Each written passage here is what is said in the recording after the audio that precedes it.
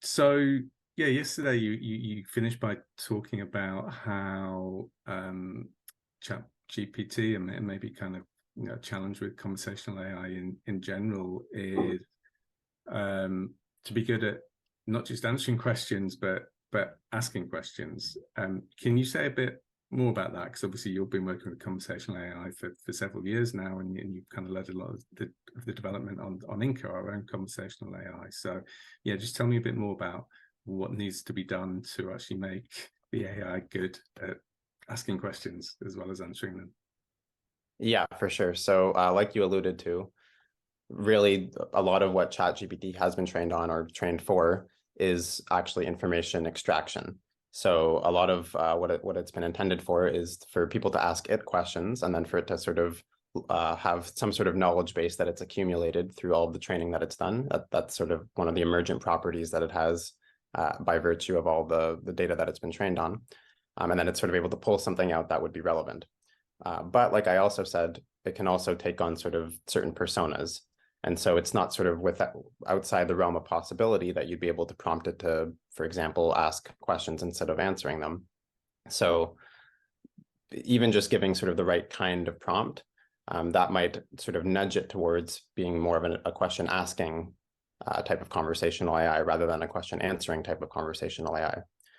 That said, that's kind of just the very basic starting point. So for the purpose of market research, there's sort of a lot more that we would want out of an interviewer. So one, we would definitely want it to be able to incorporate the context of the research project that's currently being conducted. So not just having some subject matter knowledge of what's being discussed, but also understanding the specific research objectives. And we've seen this a lot in all of the sort of R&D that we've been doing related to natural language processing. It's often quite easy, to just ask some question about what's being discussed, but that doesn't actually mean that the question is going to be useful, is going to advance the research objectives of the researcher.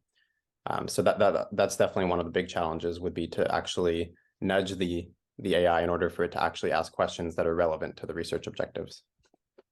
Okay, so is almost like an analogy there with human researchers, and I guess particularly qualitative researchers, that not just anyone can ask questions that are going to get to deep insight. They need to be trained. They need to kind of know how to phrase questions appropriately and to probe. And I guess there's an analogy there with what needs to be done to large language models to kind of make them suitable for conversational AI.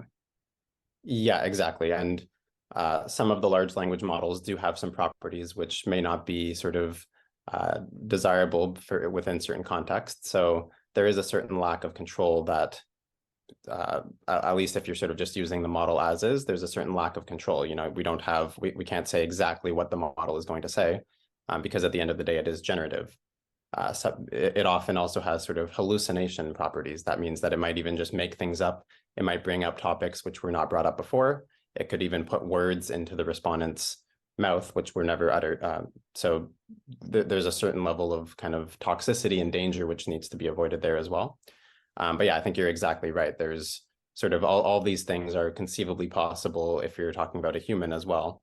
And so having that sort of process of training the model in this case to understand what are the sort of the goals of being a market researcher and specifically what are the goals for a particular project, having some way to actually sort of inject or embed those into the model sort of at runtime is sort of the most tricky part of it.